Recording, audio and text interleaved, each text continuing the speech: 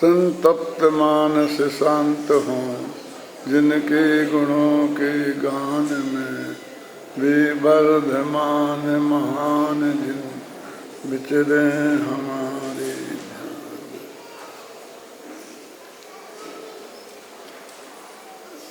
एक बार जिन विषयों पर अपन चर्चा कर रहे हैं उन्हें अच्छी तरह व्यवस्थित रूप से समझ लें और कल तो कम से कम शुद्ध बोलना। आज तक क्या हुआ, जो हुआ सो हुआ। भगवान महावीर का बीतरागी व्यक्तित्व, उनके प्रतिपादन की शैली का केंद्र बिंदु भगवान आत्मा दूसरा, और फिर प्रतिपाद्य अनेकांत।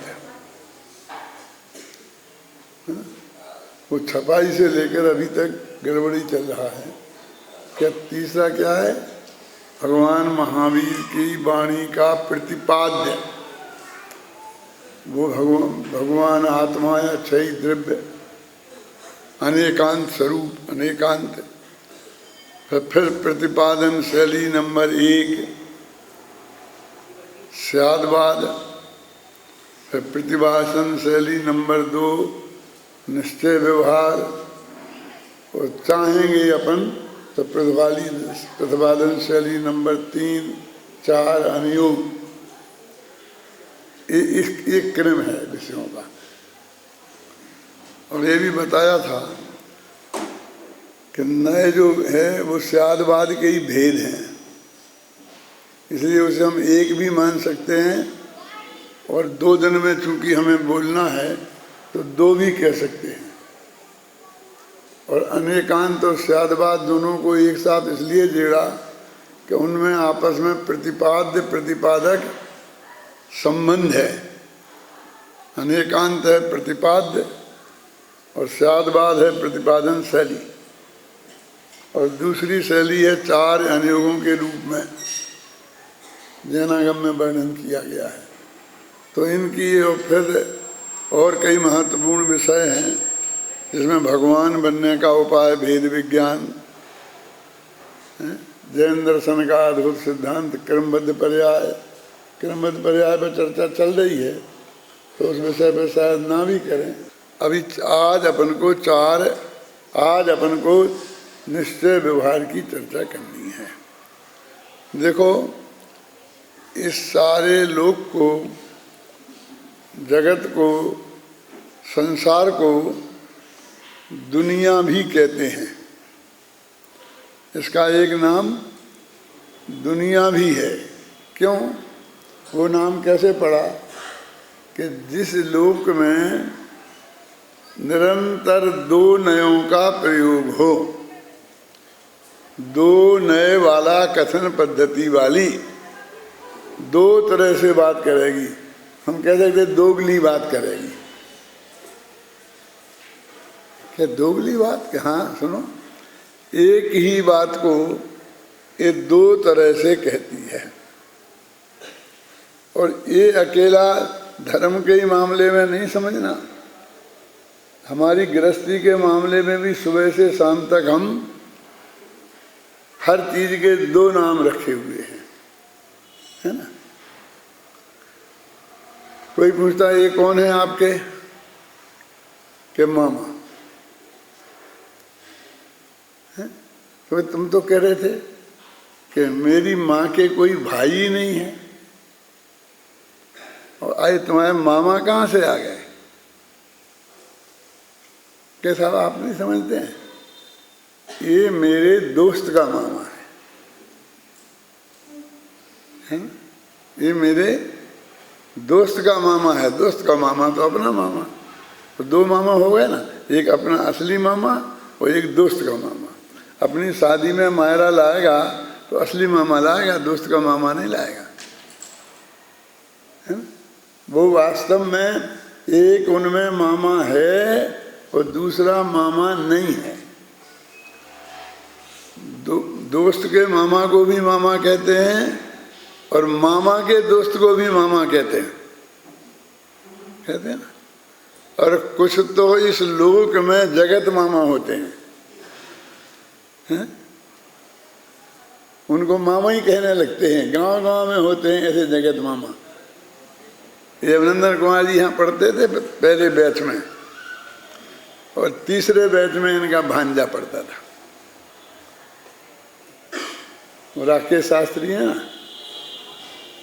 दिल्ली में, तो वो पढ़ते थे, तो वो इनको मामा कहते थे। और सब इनकी बराबरी के थे लगभग, लड़के बड़ी बड़ी उम्र के, वो छोटा था, तो वो उनको मामा कहते थे। तो सब उसे मामा कहने लगे।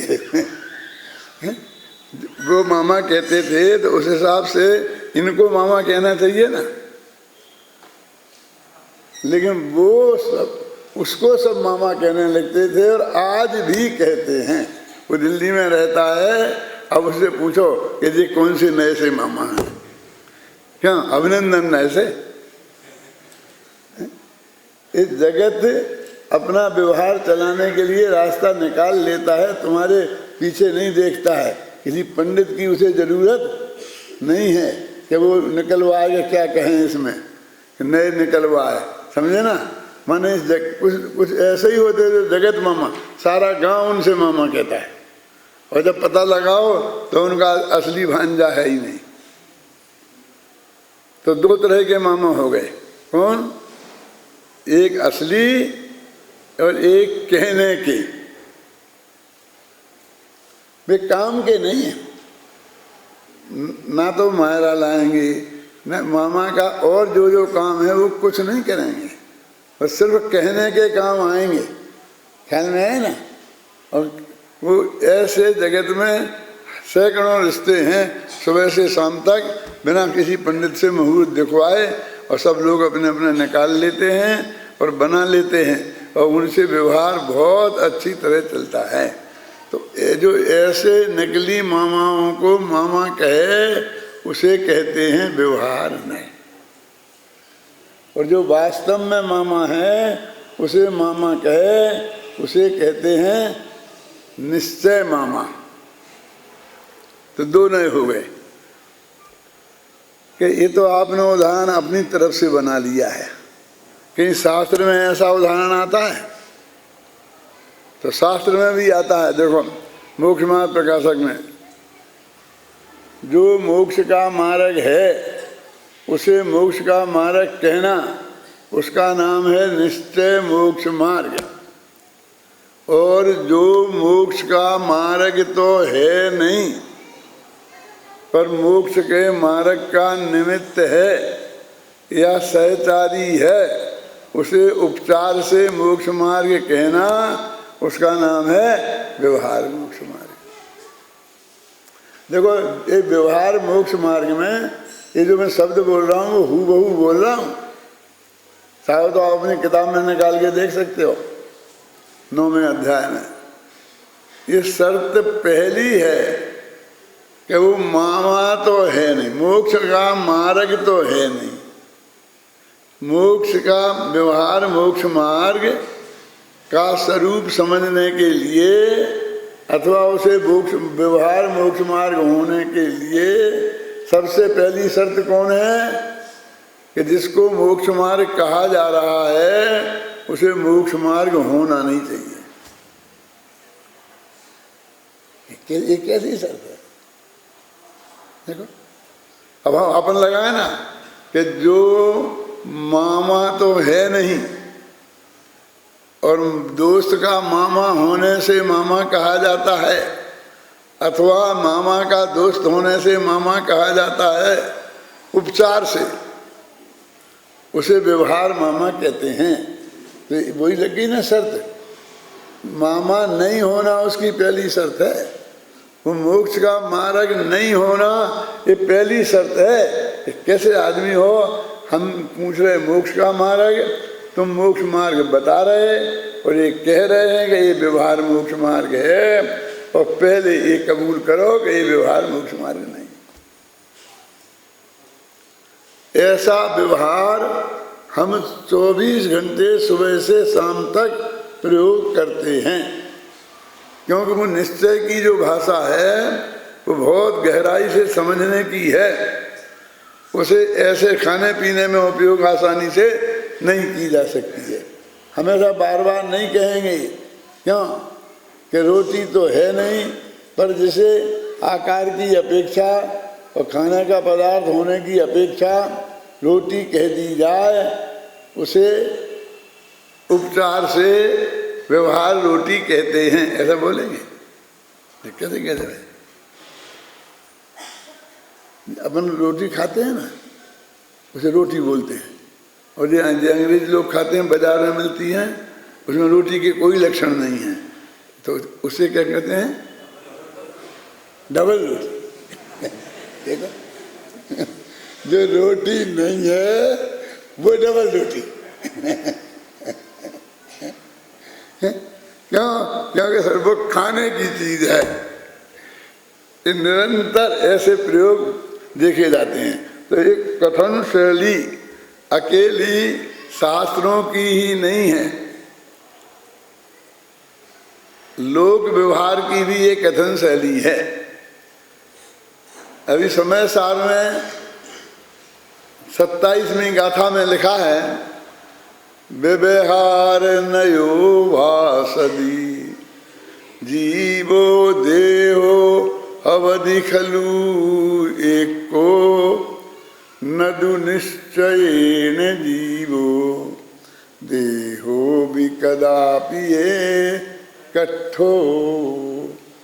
इन दोनों में बहुत घनी रिश्तेदारी है, साले बहनोई जैसी।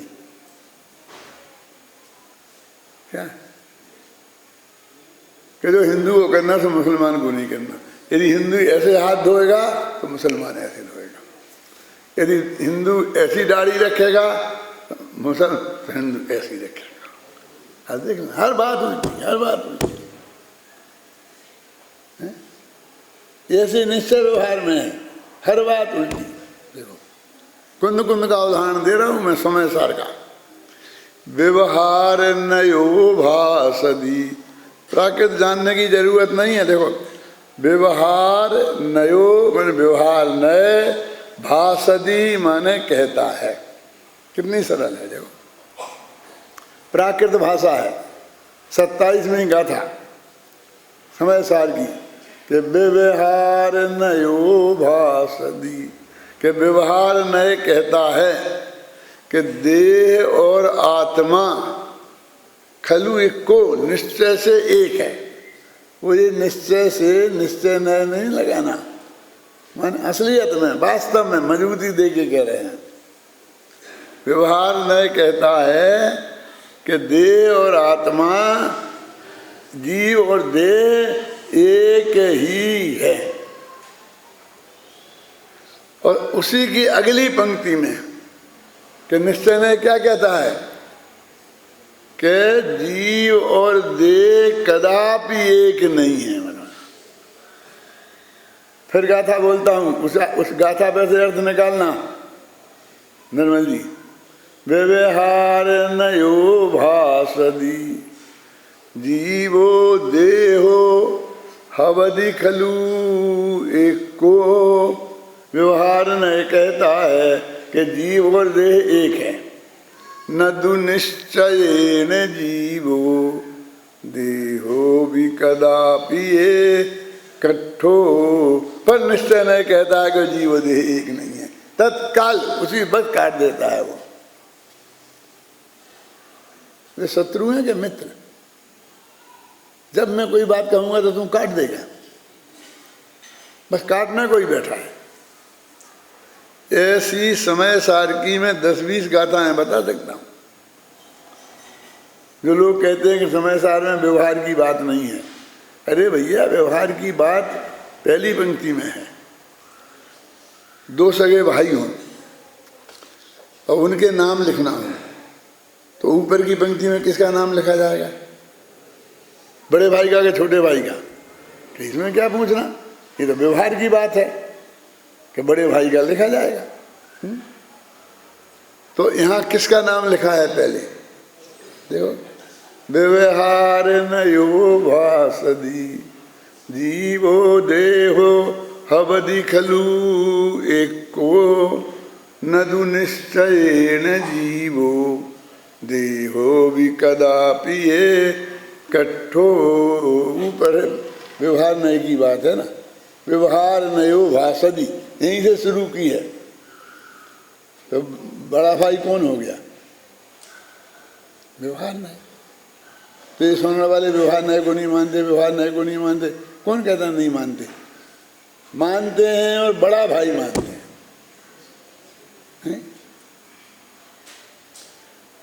बस इतनी सी बात है कि वो बड़ा भाई जो कहेगा, छोटा भाई कहता है मुझे वो नहीं कहना, बस खत्म। मुझे उसका मना करना। मेरी तो एक ही ड्यूटी है कि ये कह देना कि ये सही नहीं है। लेकिन हर एक को अपनी ड्यूटी निभाना चाहिए। जब यहाँ ये खत्म हो जाएगा 8 दिन और विधान खत्म हो जाएगा, तो अंत में ये पीयूष जी यहाँ खड़े होकर अभिनंदन जी को धन्यवाद देंगे। भाई आप आ गए तो हमारा विधान बहुत अच्छी तरह हो गया, मज़ा आ गया, आनंद आ गया, और आप हमेशा आना पधारना, ऐसा ऐसा बराबर ऐसे कहेंगे जी। और फिर अभिनंदन जी क्या जवाब देंगे कि तुमने एकदम सही कही, मैं नहीं आता तो तुम्हारा काम ठीक होने वाला नहीं था, बिगड़ जाता, भविष्य में याद रखना। ऐसा बोलेंगे? ऐसा बोलेंगे तो इन्हें पंडित नहीं कहेगा, पागल कहेंगे लोग। इनको पहले ही से नक्की है कि भैया मैंने तो कुछ किया ही नहीं है, मैं तो आगे बैठा रहा हूँ, ये सोनू ही करता रहा। एक और पंडित आया है, कहाँ से? इंदौर से आया। विवेक कौन है भैया? मुझे हाथ तो उठा दो, मैं तो पहचान लूँ उसे। हैं? यहाँ है ही नहीं।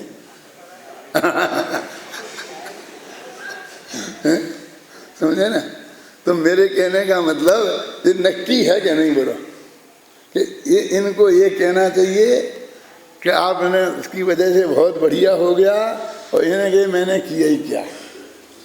अब यदि कभी अकड़ जाए व्यवहार कि मैं हमेशा झूठी बात कहूँ और ये सच्ची बात कहें, अरे कभी कभी मुझे सच्चे का कभी पाठ तो मिलना चाहिए क्या? तो ये कह दें कि हे अभिनंदन जी आपने आगे कुछ नहीं किया, बैठे रहे, रोटियां तोड़ी। और ये क्या कहता है तू, मैं ऐसा मैंने ये किया, तो सब काम मामला बिगड़ जाएगा ना। माने जो नक्की है, हमारे बुजुर्गों ने नक्की किया है, वही चलने दो। हैं? तुम अपनी तरफ से मत बनाओ। हमारे बुजुर्गों ने ऐसा ही व्यवहार नक्की किया कि व्यवहार झूठी बात कहेगा और निश्चय तो उसकी सच्ची बात कह देगा। और देखो वो हमारा पंडित निश्चय है जो आया है, यानी वो झूठी बात कहेगा। कौन कहेगा? वो ये कहेगा कि इनने सब कुछ किया, इनके आने से सब कुछ हो गया। यानी कैसी बात कहेगा? झूठी बात है। ऐसा ही व्यवहार नक्की है। क्यों? तुम कुछ कहो कि उसको क्या कहना चाहिए? हैं? आप बड़े सरदार हो, जानत हो सवरीति, ऐसी सदा निभाइयो कि नेह घटे ना प्रीत। ऐसी निभाना कि नेह घटे ना प्रीति। यदि हमें सच्ची कहना हो तो हम कहेंगे आप बड़े सरदार हो, ऐसी सदा निभाइयो कि राग कभी बढ़े नहीं, जितने जल्दी टूट जाए उतना जल्दी अच्छी। भगवान से प्रार्थना है तो उंगली में तुमने ऐसी करी। अभी आप बोल रहे थे ना जयमाल, क्या बोल रहे थे? बोलो। थावर शब्द विषय धरे, त्रिस थावर पर्याय, यमुन हुए तो तुम सुगुण हम की विधि वर्णाय। देखो तो जो जयमाल थी ना, उसकी पहली पंक्ति है जयमाला की। क्या कह रहे हैं? थावर शब्द विषय धरे, त्रिस थावर पर्याय। क्या कह रहे? सिद्धों के गुणों से कहाँ त्रिस कहाँ थावर? ये कह रहे हैं कभी कि ये शब्द तो हैं स्थूल हैं। थावर माने स्थूल, स्थूल जो शब्द हैं, इन स्थूल शब्दों से तिर्स और स्थावर पर्याय का ही वर्णन किया जा सकता है ना। थावर शब्द विषय धरें क्या, तिर्स थावर पर्याय। हम तुम्हारा वर्णन नहीं कर सकते, क्योंकि ना तुम तिर्स हो ना स्थावर हो। किसकी तरफ इशारा कर रहे हैं कि ये पूजन सचमुच सिद्ध भगवान की है। अरहंत तो तिर्स में आते हैं, मालूम आपको। आचार्य उपाध्याय तो तिर्स में हैं ही, लेकिन अरहंत भगवान भी तिर्स जीवों में हैं। संसारी जीव दो प्रकार के होते हैं ना, तिर्स और स्थावर। तो दो इंद्री, तीन इंद्री, चार इंद्री और पांच इंद्री, ये हैं त्रिश। आता ना, दो इंद्रिया दया त्रिषा पंचेंद्रियाणी। दो इंद्रिय आदि जीव होते हैं त्रिश, और इंद्रियां कुल 5 होती हैं। तो 2 से 5 तक गिन लो। 2 इंद्री, 3 इंद्री, 4 इंद्री और 5 इंद्री, बस। तो जो हमारे जो स्थूल शब्द हैं, इससे हम त्रिश स्थावर पर्याय का बता सकते हैं। और तुम तो हो त्रिश भी नहीं हो और स्थावर भी नहीं हो, तुम तो मुक्त हो। मुक्त उनसे अलग होते हैं ना। अपन ने पढ़े थे बालबोध पाठमाला भाग 1 में, जीव 2 प्रकार के, संसारी और मुक्त। फिर संसारी जीव 2 प्रकार के, त्रिश और स्थावर, है ना। फिर त्रिश जीव, इन्हें भी 2 प्रकार का रख लो, क्या दिक्कत है।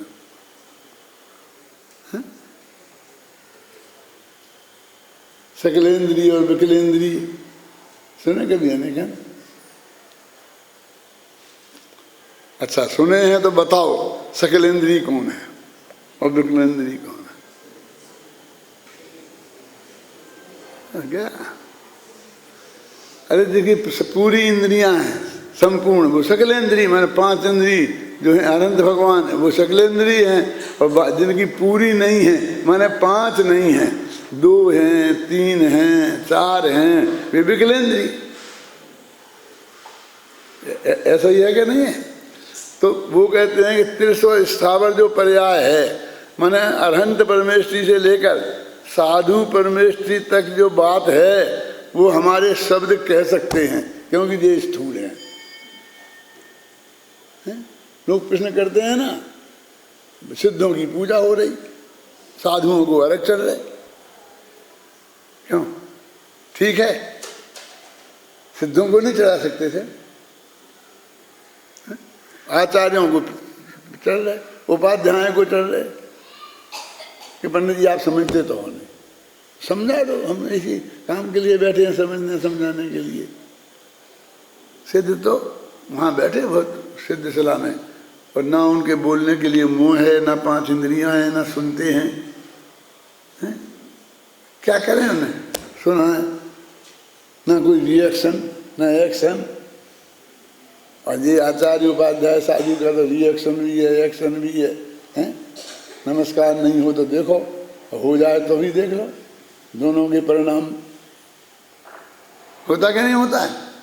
तो इसलिए हम तो भाई अब जो पत्थर जैसा बन जाए, कुछ करे ही नहीं, अच्छा बुरा कोई फल ही नहीं मिले, तो उससे करके क्या करें। तो इनकी जो हम जितने भी हम गुण गाते हैं ना, वे सब गुण वो त्रिश पर्याय के हैं। सहनी बंदी 2 इंद्री के जो जीवों के होते हैं ना, ये सब आचार्य उपाध्याय साधु के ज्ञान है, तो मत शुद्ध ज्ञान है, केवल ज्ञान तो है नहीं जो सचमुच गाने लायक कुछ हो। कि ये तिर्स और स्थावर पर्याय क्या वर्णन करते हैं, ये स्थूल शब्द है। कहते तुमने कैसे जाना? अब ये कठिन है जरा। यों न होए तो तुम सुगुण हम की विधि वर्ण आए। बोलो क्या अर्थ है इसका? यों ना होए, ये बात ऐसी ना हो तो, है ना। यानी तिर्स स्थावर शब्द तिर्स का वर्णन करते हैं यदि ऐसी नहीं होती तो हम तुम्हारी स्तुति पूजा करते कैसे। कहने का मतलब हम अकेले सिद्धों के ही भरोसे बैठे रहते तो एक पेज की पूजा बनाना मुश्किल था। क्या करते। अब हमने ये आचार्य उपाध्याय इन सब के अलग हैं लगा लिए, फिर रिद्धिधारी, फिर इनके और इनके लेके पढ़ो, किन किन के फिर कितने कितने अलग लगा दिए हैं। सिद्धों के तो 8 मुश्किल से मिलते हैं जो शुरू शुरू में ही निपटा दिए उनने। समकृत दर्शन ज्ञान गुण लघु अवगाहना सूक्ष्म बीरजमान निराबाद गुण सिद्ध के 8 हैं। और ये कितने हैं 1008। 1000 किसके हैं। यानी ये हमने उन्हें शामिल कर लिया तो पूजा इतनी बड़ी बन गई। एक अर्थ तो ये है। और दूसरा अर्थ ये है कि जब ये शब्द सूक्ष्म गुणों का वर्णन करते न हो, यदि ऐसा सूक्ष्म जब तुम्हारा स्वभाव है, 8 गुण हैं तुम में, उनका वर्णन देख कर नहीं सकते। और जो जिनका कर सकते हैं वे तुम में है नहीं। अब तुम बताओ हम क्या करें। यो न होए तो तुम सुगुण हम की विधि वर्णाए। हम पूछ रहे हैं तुम बताओ कि तुम्हारे गुणों का वर्णन कैसे करें। जो तुम्हारे गुण हैं वे इतने सूक्ष्म हैं कि हमारे शब्दों से वर्णन किए नहीं जा सकते हैं। और जो हम वर्णन कर सकते हैं वो तुम में है नहीं, इसलिए हम नहीं कर सकते हैं। तो तुम क्या कह रहे हो, कर सकते हो कि नहीं कर सकते हो। इसके 2 ही अर्थ निकाल दिए ना। हाँ, कि जब ऐसा है ही नहीं तो हम तुम्हारे गुणों का वर्णन कैसे करें। और फिर कह रहे कि नहीं हो तो हम करते कैसे। 2 ही अर्थ निकल गए इसमें से। समझ में।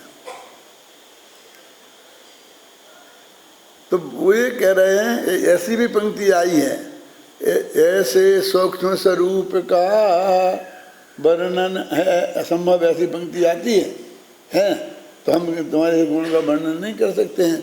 ये तो कई दफे पे लिखा संत कवि ने, हम नहीं कर सकते। एक दफे तो भगवान गुस्सा होके बोले, किसने कही तुम कर कर कर किसने कही, हमने कही थी कि तू हमारे गुणों का वर्णन कर। नहीं कर सकता तो मत कर। अपने घर बैठे आकर के रोजी ना ये लगा देता है। क्या ये कही तो क्या जवाब दिया फिर कवि ने। कौन बताएगा, हाथ उठाओ।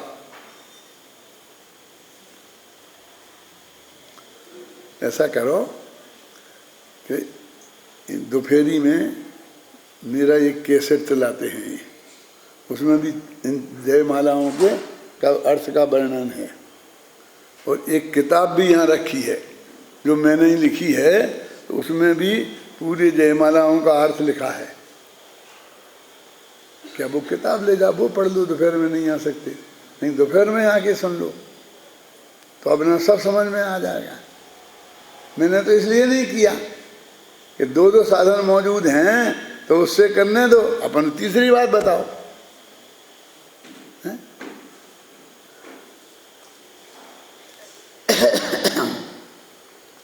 यानी ये सब वर्णन नयों का है। कह सकते कि नहीं कह सकते, कि एक नए से कह सकते हैं और दूसरे नए से नहीं कह सकते। निश्चय से नहीं कह सकते और व्यवहार से कह सकते हैं। कि व्यवहार से नहीं कह सकते होते तो फिर कह तो रहे ना। हम जब पढ़ते थे तो भक्तांबर पढ़ते थे तो शुरू से 8वें छंद तक आया। क्या है 8वां छंद बोलो। आस्ताम समस्त, इसका ये तो भैया 9वां है। 8वां बोलो, मत तीन।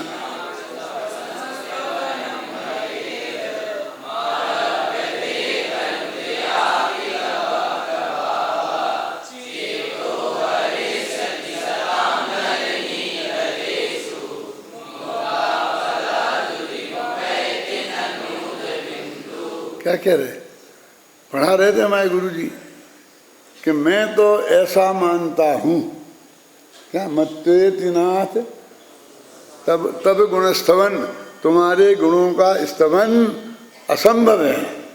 क्या मत्वेति नाथ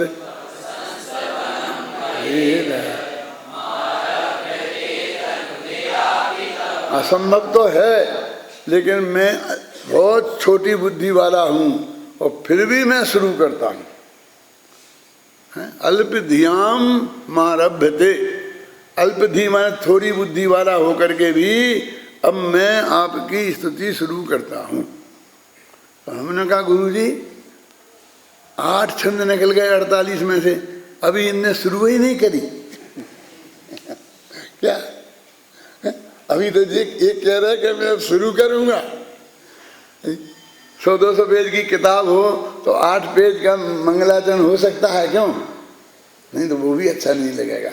1000 पेज की होए जय धवल महाधवल जैसा, तो हम कहते हैं लगा दें नमोकार मंगलम चत्तारी मंगलम, इतना बड़ा मंगलाचरण लगा दें।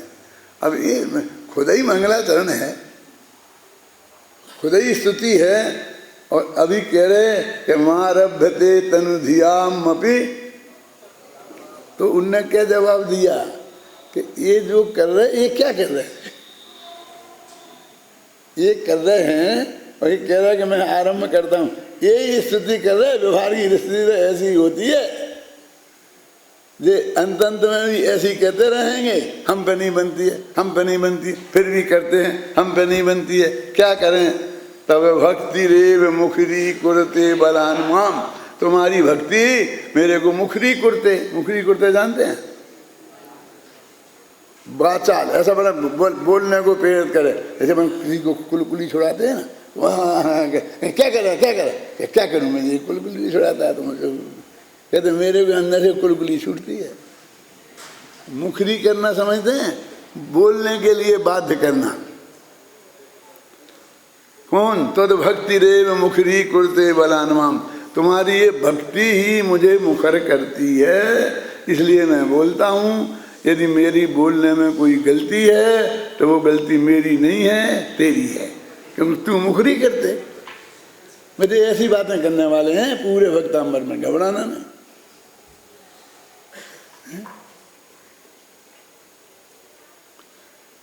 और ऐसे ही कहने वाले हैं, हे गुरु भगवान आदिनाथ, तुम्हारे भक्तों को सांपों का डर नहीं लगता, तुम्हारे भक्तों को हाथी का डर नहीं लगता, तुम्हारे भक्तों को बीमारी का डर नहीं लगता।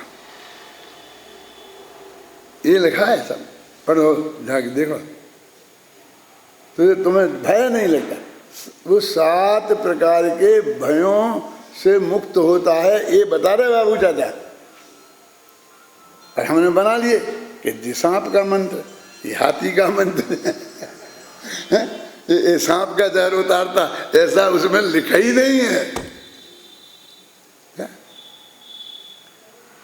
वो तो ये लिखा कि तुम्हारे भक्तों को ये 7 प्रकार के भय नहीं होते, मन सम्यक दृष्टि जीव सप्त भय से रहित होते हैं, ये बात कही है। और हमने लगा दिया ये बस ये बीमारी का है, तो जुकाम हो तो फटाफट ये बोल देना। कौन सा बोलोगे जुकाम पे और कैंसर पे? बोलो उद्भूत भूषण जलोदर भार भोगना, तो आपको भी आते हैं सब, तो अब तुम्हारे पास आया जाया करे। अरे तुम किसी के पास नहीं जाओ, इसके लिए बता रहे कि हमने पूरा अच्छी तरह छान मारा है, उसमें और ऐसा कोई बड़ा नहीं है बात, यही बात है। क्या लिखा है इसमें? ये सब बीमारियां ठीक हो जाएंगी। कौन कौन सी बीमारी लिखी? ना तो कैंसर का नाम है, ना हार्ट अटैक का नाम है। उद्भूत भीषण जलोदर भार भोगना, ये कौन सी बीमारियां हैं? उद्भूत माने उत्पन्न हुई है, भाई भीषण माने भयंकर।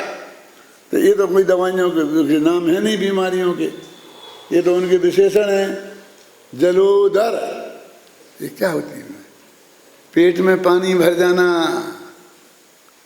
जल उदर, पेट में पानी भर जाता है। आजकल डॉक्टर लोग निकाल देते हैं ना पानी को, पहले भी कोई ना कोई तरकीब लगाते होंगे, वोमिटिंग कराते होंगे, जो कुछ भी कराते होंगे। क्या नाम है बीमारी का? जलोदर, जल पेट में जल पानी भर जाना। और भीषण, भीषण बीमारी कौन सी है? भार भुगना। ये कौन सी है? क्यों? अरे भार भुगना, जैसे भाड़ में जो ईंधन डालते हैं ना, तो कितना ही डालो एकदम जल जाती है और आग और भड़कती है। ऐसे ही इस पेट में कितना ही डालो और भूख की आग और भड़के, उसको कौन सी बीमारी बोलते हैं? भार भुगना। उद्भूत भीषण जलोदर भार भुगना और सोचाम दशाम उपगताम च्युत जीवतासा। तुम्हारे भी नए रह जाते भैया, चलेंगे कितने दिन चलते हैं, देखते हैं।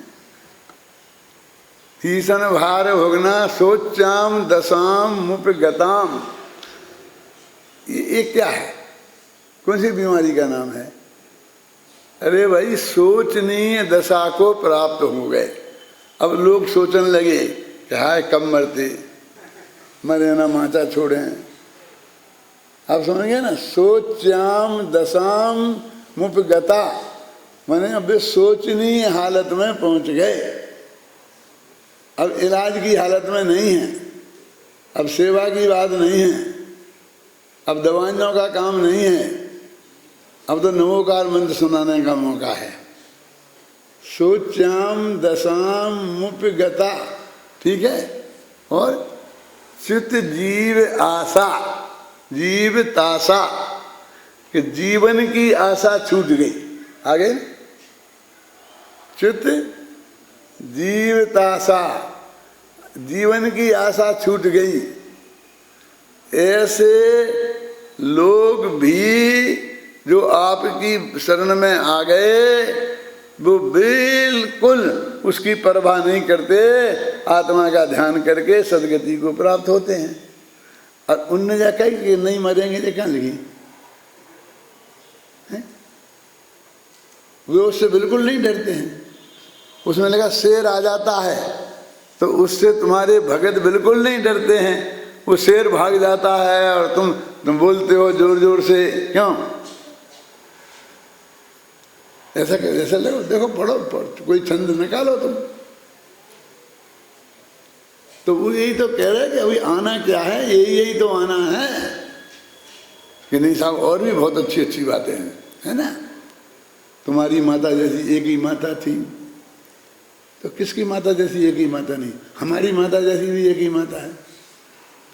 हमें आज तक दूसरी माता देखने को नहीं मिली, जिस दिन से मरी उस दिन देखने को नहीं मिली। तुम्हारी नहीं है,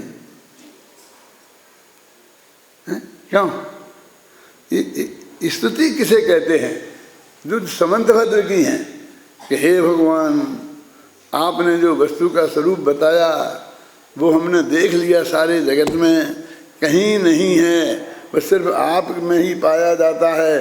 क्योंकि उसमें ना अव्याप्ति दोष है, ना अतिव्याप्ति दोष है, ना फला है, ना ये है, ना वो है, और पूरा न्याय शास्त्र भर दिया है। और ये सब बातें आपने समूह में बैठ कर बताई। ये वस्तु का स्वरूप है। बोलो, दूसरे पंडित कह सकते हैं इसमें क्या है, ये तो भगवान ने बताई वे बातें हैं। क्या तो इस स्थिति में क्या तुम्हारी बताई बातें होनी चाहिए? है? क्या होनी चाहिए बोलिए? एक दफे गंभीरता से जो भी स्तुतियां हैं, ये जयमालाएं भी स्तुतियां ही हैं। ये पूजन की जयमालाएं हैं, ये भगवान की स्तुतियां ही हैं, भक्तियां ही हैं। ख्याल में आई ना? और जैसे वो हम पढ़ते हैं वो ही नहीं है, सब तरह की हैं। तो ये अभी अपने कह नए नए हैं, एक निश्चय नए, एक व्यवहार नए। तो हमारे पास जो वो स्तुतियां हैं, तो वो कहेंगे ये तो ऐसा तो हुआ ही नहीं, तो हम कह देंगे व्यवहार नए से कहा था। एक नए का ऐसा ही कथन है कि उसमें ये गिना नहीं जाता कि तुमने कितने दिए थे, हमने कितने लिए थे। वहाँ तो वो ही बताए जाएंगे। जब किसी दूल्हे की बारात के गीत गाए जाएंगे तो उसे चिथड़े नहीं पहनाए जाएंगे, समझे ना? वो उसे जो भी उस समय ये बढ़िया से बढ़िया वस्त्र चलते होंगे, क्यों? जो आजकल क्या चल रहा है मुझे पता नहीं, ढंगा मंगा उल्टे सीधे कुछ चल रहे होंगे। अपन को तो ना आज का पता है, न जब हमारी हुई थी तब का पता है। हमने अंतर ही नहीं डाला। जैसे शादी में, जैसे शादी के 1 दिन पहले, 10 दिन पहले, 10 दिन बाद ये वही पहने, दूसरे नहीं पहने थे। आपको अटपटा लगेगा, सच्ची बोल रहा हूँ मैं, कुछ नहीं। जैसे कि जैसे यहाँ बैठे चले गए, फेरे पारते बाहर आ गए, लौट गए, फिर गद्दी में बैठ गए, फिर प्रवचन कर रहे। इसमें न वो किसी को हल्दी फल्दी लगाने देना, मैंने कुछ नहीं लगाया। काय की हल्दी फल्दी जमी कन काय को लगाना अपने माथे पे? ये मंगल होती है, मंगल। पितृष्टाचार्यों के पास जाओ, कल आलू मंगल हो जाएगा तो आलू हम लपेटेंगे अपनी चेहरे पे।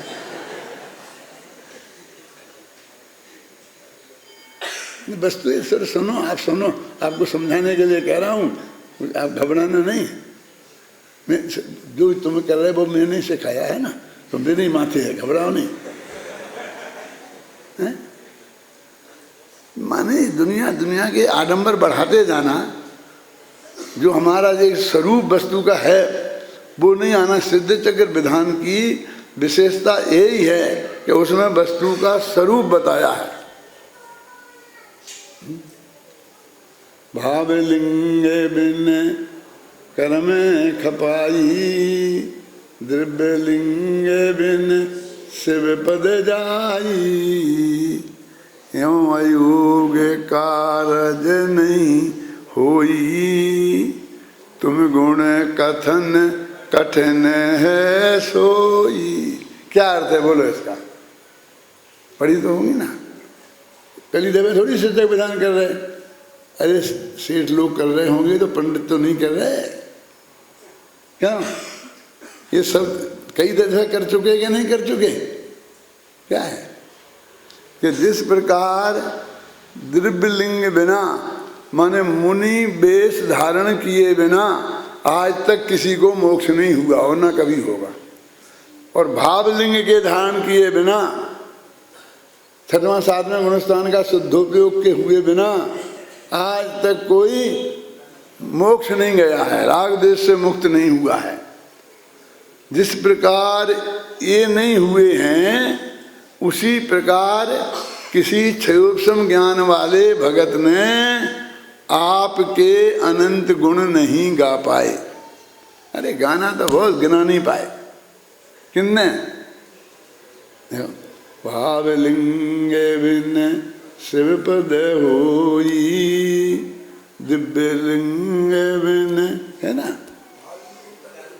हाँ, भावलिंग बिन कर्म छिपाई, द्रव्य लिंग बिन शिव पद जाई। यों अयोग, और भी बातें हैं। पंगु लंगड़ा दौड़े नहीं, पहाड़ पे चढ़े नहीं, बहुत बहुत हैं। लेकिन उसमें क्या नाम है? तो कबीर में भी है, उसमें हाँ है, नए विभागे बिन वस्तु प्रमाणा, और दया भाव बिन निज कल्याणा। यूं अयोग कारज नहीं होई। ये काम जैसे अयोग्य हैं, कभी होंगे नहीं, वैसे ही ये तुम्हारे गुणों का वर्णन वैसा ही अयोग है। क्या? तुम गुण कठिन कठिन है सोई, और वो काम मैं कर रहा हूँ। कितना कठिन काम कर रहा हूँ? सीधी सच्ची बात है, मेरे बस की नहीं है। अब मैं नहीं कर सकता हूँ, मैं नहीं कर सकता हूँ। बस शुरू से अंत तक एक ही रट लगाए हैं, मैं नहीं कर सकता हूँ। फिर क्यों कर रहे हो? मेरी तुम्हारी भक्ति मुझे बाध्य कर रही है, कर रहा हूँ। वो गलती यदि है तो वो भी तुम्हारे नाम, और नहीं कर पा रहा हूँ तो भी तुम्हारे नाम, क्योंकि अब तुमने ऐसी शक्ति नहीं दी तो क्या कर। एक एक पंक्ति में एक एक चीज कितनी मार्मिक है। ध्यान से देखो, ध्यान से सुनो। और मैंने आपको 3 साधन बताए हैं। क्या? कि एक तो आप पूजन में पढ़ते हो वहाँ ध्यान दो तो उसमें भी आएगा। दूसरे वो किताब मौजूद है। और तीसरे दोपहरी में 2 बजे 2:30 बजे आकर के सुन सकते हो, हैं? वो मतलब साधन है, हम चाहें तो। और हर दफ़े बोलता हूँ मैं तो, कम से कम 100वीं दफ़े बोल रहा हूँ। ऐसा नहीं कि मैं पहली दफ़े बोल रहा हूँ। अभिनंदन जी से पूछो, मैंने आज से 50 साल पहले वो अशोकनगर के एरिया में कराया होगा और इनने सुना होगा तो भी तब सुनाई होगी है, ठीक है। लेकिन हमें रस ही नहीं है उसे वस्तु के स्वरूप में, तो नयों का निरूपण है। इसका जवाब एकमात्र है कि हम नयों का स्वरूप समझें कि निश्चय से भी नय होता है, एक व्यवहार नय होता है। तो ये भी बात कही जाती है, वो भी बात कही जाती है। बस हमें समझना चाहिए कि ये बात तो सिर्फ कहने की है और ये बात बिल्कुल वास्तविक है। क्या है? तो ये जब तक भेद हम नहीं समझेंगे तो वास्तविक को गलत, गलत को वास्तविक, और हम निकाल के रोजीना प्रमाण निकाल के लाएंगे कि तुम्हारे पंडित जी ने ये बताई थी, पेज नंबर ये बताया था, हम बता रहे ये पेज नंबर, तो देखते रहना पेज नंबर है? उस पेज नंबर का क्या अर्थ है, उसका अर्थ कैसे किया जाता है, उसमें नए कैसे लगाया जाता है, उसे कैसे सिद्ध होता है, जब तक ये बात हम नहीं समझेंगे तब तक इस जिनवाणी पढ़ने से भी हमें कोई लाभ होने वाला नहीं है।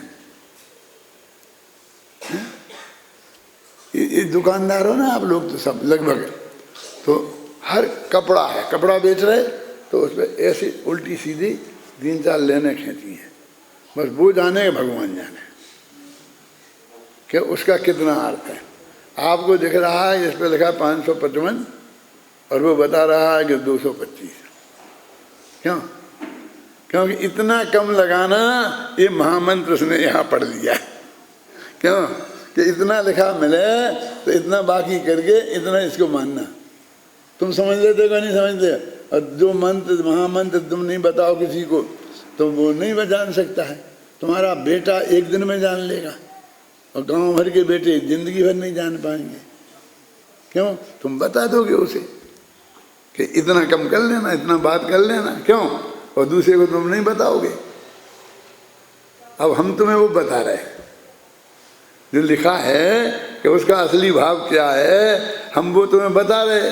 अकेले बता ही नहीं रहे, पूरा सिखा रहे कि कहीं भी जैन शास्त्रों में इस नए से लिखा हो तो उसका ऐसा अर्थ समझना। आप समझ में आई ना? ऐसा हम बता रहे कि जिनवाणी में कथन करने की पद्धति क्या है। एक कथन निश्चय से होता है और एक कथन व्यवहार से होता है। निश्चय नय का नियम ये है कि जो वस्तु जैसी है, जिसकी है, जहाँ की है, उसकी ही कहना, उसी की बताना, उसका नाम निश्चय नय है।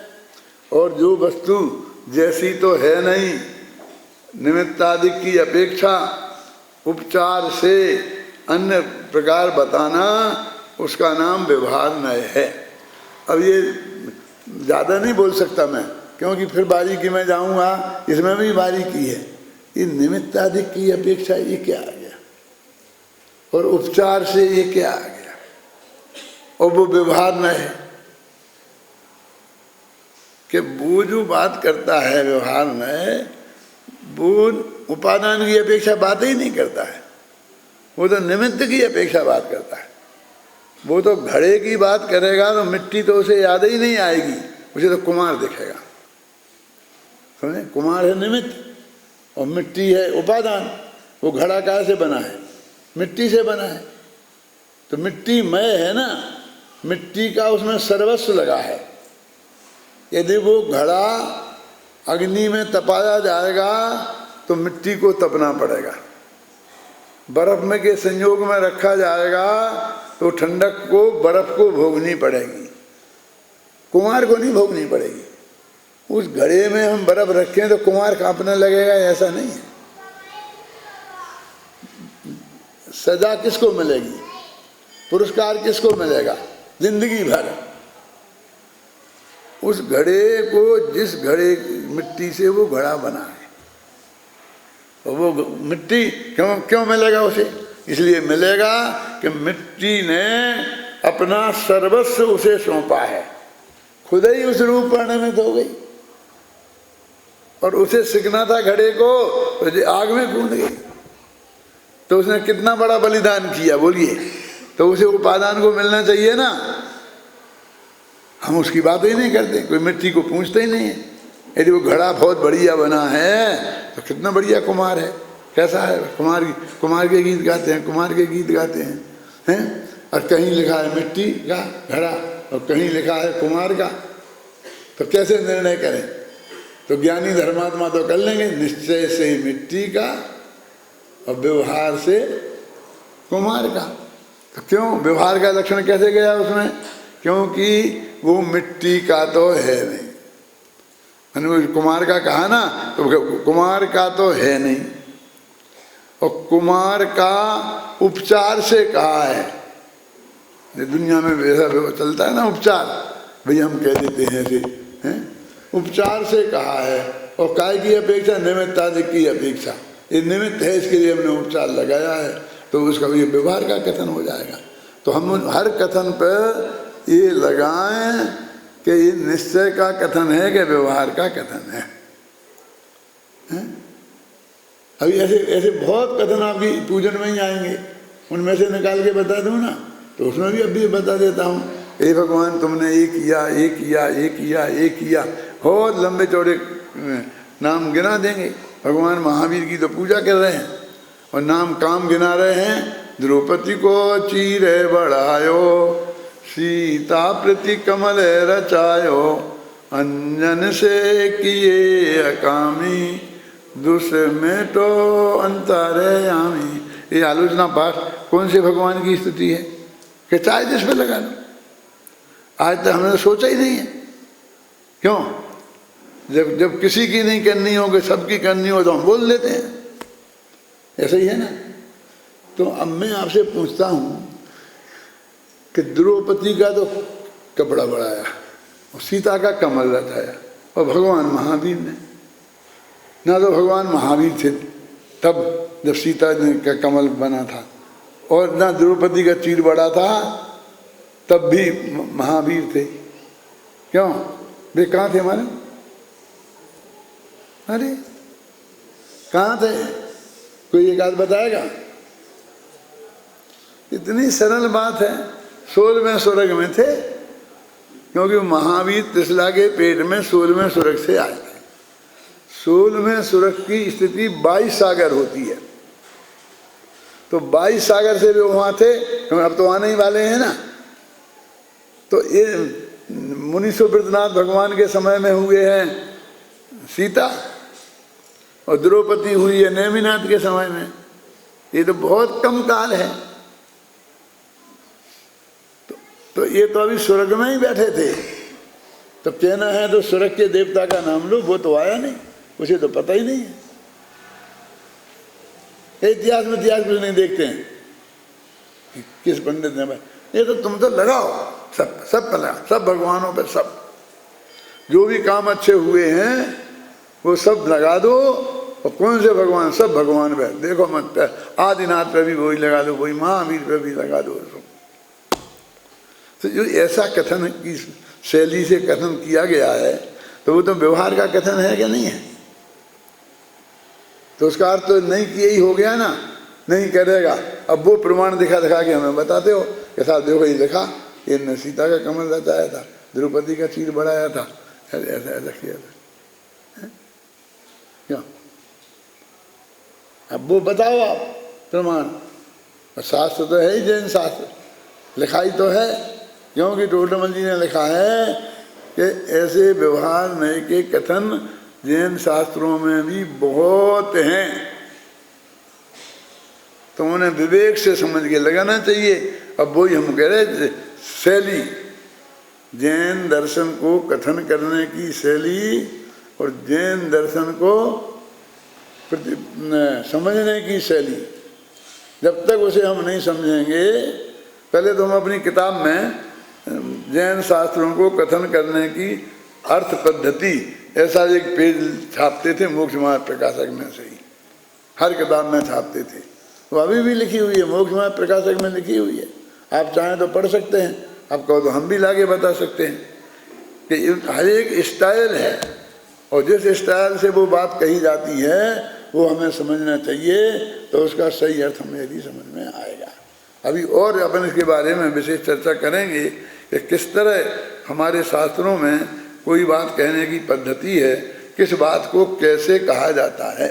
पूजा की बात है तो वो कैसे कही गई, और यदि वो तत्व ज्ञान की बात है तो कैसे कही गई। अब तत्व 7 होते हैं, एक कैसे कही गई, क्यों वो सब है। आज आया था ना सुबह, विद्यानंद जी कहते हैं 4 होते हैं, 7 तत्व नहीं बता रहे, तो 4 सुने तुमने, आज तो सुने होंगे, समझ में आ गए, तो दोनों में भिड़ गए। एक 4 कहता है, एक 7 कहता है, सही कौन है? अरे भाई एक ही बात है, एक ही बात कैसे है? संसार तत्व माने आश्रव तत्व, बंध तत्व, पुण्य तत्व और पाप तत्व है ना। हाँ, पुण्य तत्व और पाप तत्व हो गया, समझ गए ना।